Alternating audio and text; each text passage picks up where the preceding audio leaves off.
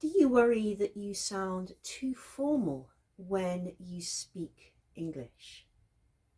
This is a really common problem with English learners, and in this video I'm going to share some tips and strategies on how you can start to speak English more informally so that you sound a little bit more natural in those situations where informal English is preferable. Now, there are several reasons why learner English can often sound a little bit over formal. And this can be to do with the way that English is taught in schools or universities, where some teachers may prefer to work on formal language.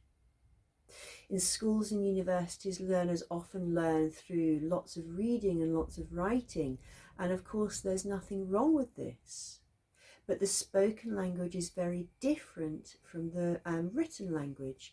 So if most of your English education was writing, it's no wonder that speaking can feel a little bit strange, and you may struggle to get that nice informal language coming through when you're speaking. And there can also be differences in kind of culture and mindset between the first language and English. For example, I have a student from Russia. She's very, very intelligent, and she is a economist somewhere in a very big company in Moscow. Now, her formal English is actually pretty good. She's not that great at anything informal, but she says, well, I don't want to speak informal English. I like formal. I use English at work. I need to be formal. So there can be kind of cultural differences between when it's appropriate to use formal versus informal English. Now, if your English is very formal, it's okay. People will still understand you, but you might sound unnatural or out of place, and you might even sound a little bit kind of cold and unfriendly, because we tend to use formal language in settings where we need to create that distance between ourselves and our listener. Now, I know from speaking with other students of mine that this kind of good use of informal English is an ongoing challenge for them. And in fact, I have had several conversations with my students where they have said, speaking informal English is something I really want to work on, but it's really difficult for me to know how to do that. So I'm going to share now 3 tips for you on how you can improve your use of informal English. So the first way you can do this is to learn slang and idiomatic language. So skillful use of slang and idiomatic language is a particularly challenging aspect of learning a foreign language. And while textbooks might teach you some idiomatic phrases and some colloquial phrases, they're not always the ones that we use. So the best example of this is "it's raining cats and dogs." We don't say "it's raining cats and dogs," but somehow, somewhere, the rest of the world has decided that this is a really British thing to say. And language learners, English learners, learn this idiom, but native speakers would be much more likely to say, oh gosh, it's chucking it down. So it's really important, if you want to learn slang and idioms, that you do so from places or sources that are really going to help you learn the kind of language we use. So one way to do this is to find a language partner. And a language partner is someone who is learning your language, and you can get together and do a little bit of English and a little bit of your language and have a chat. It's nothing too formal, and it's not like having a lesson where they're going to correct you on your grammar. But it really gives you that opportunity to talk to someone and listen to their language. And if you said to them, hey, I'd love to learn some street language or some slang from you, I'm sure they'd be able to help you do that. So language partners, great source of natural language, and they are free, which is even better. Now, your second source of slang and idioms, of course, is TV and movies. And if your listening skills are strong enough, it's really good if you can find some TV shows which are unscripted. These are a little bit more challenging to listen to because the natural language is less focused and less direct, and people kind of go off in different directions. But it's a really good way of hearing the language you are learning in context. And to give you a couple of examples, any kind of reality TV show will be unscripted. And this means that you can listen to people talking English in the way that is natural, in the way that English really is spoken. And if you don't really like reality TV, another really good source is things like cooking shows or home makeover shows, where you see people kind of doing stuff. And again, it's unscripted, which means it's a very good source of natural English. And the final place that you can find slang and idioms, of course, is music and songs. And in particular, rap or hip hop has some great use of really informal slang and really great street language.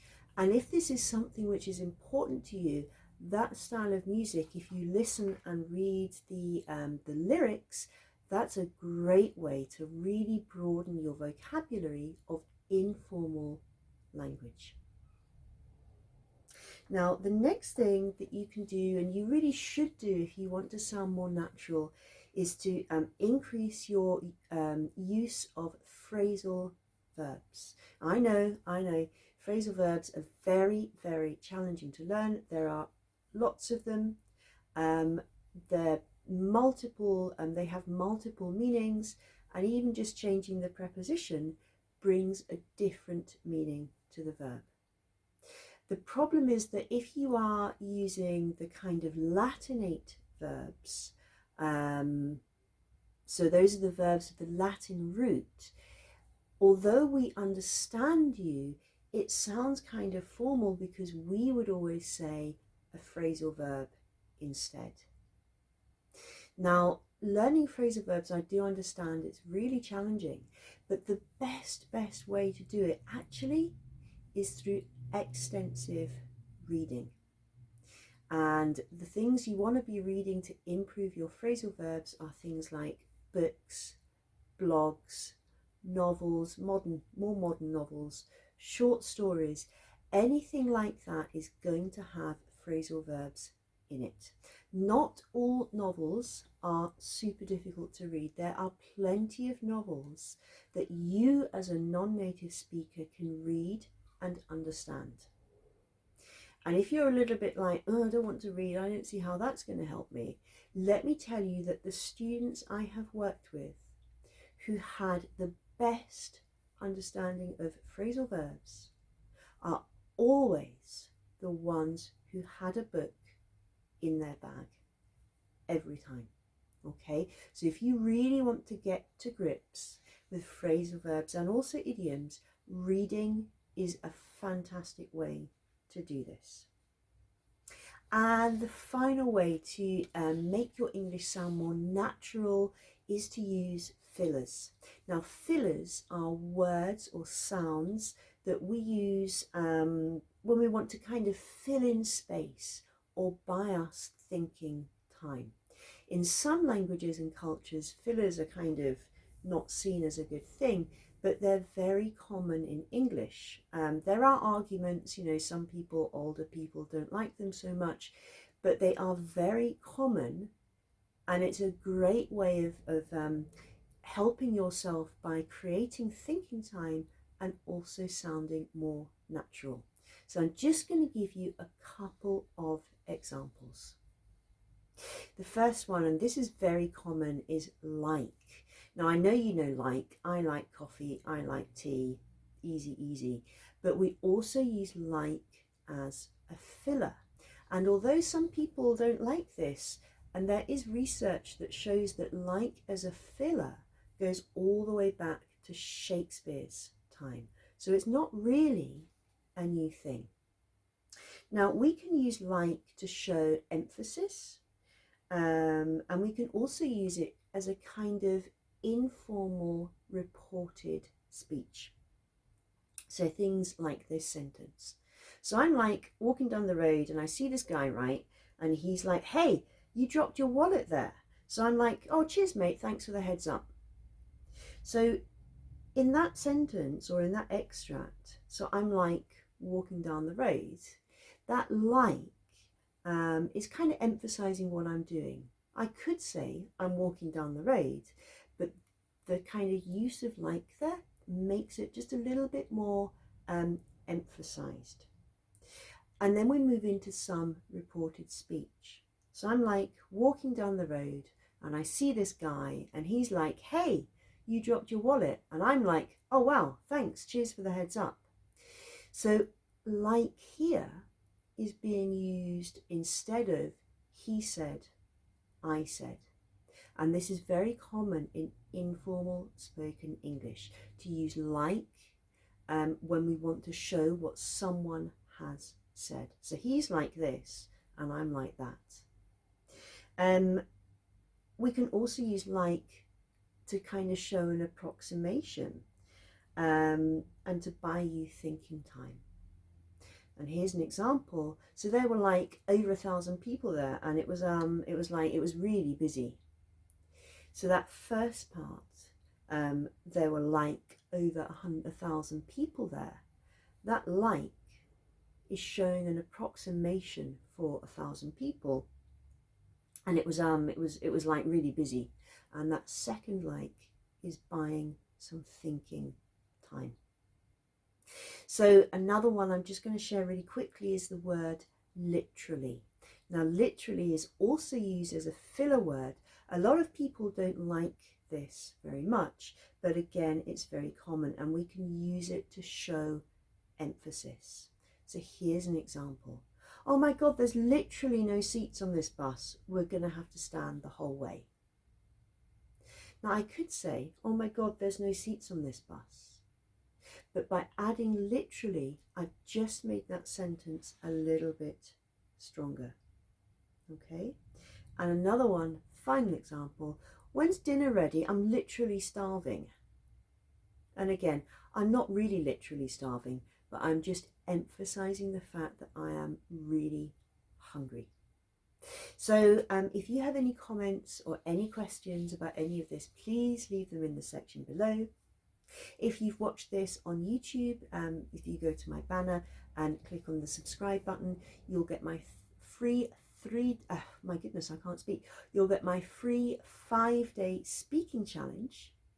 Thanks very much for watching, and I will see you again soon.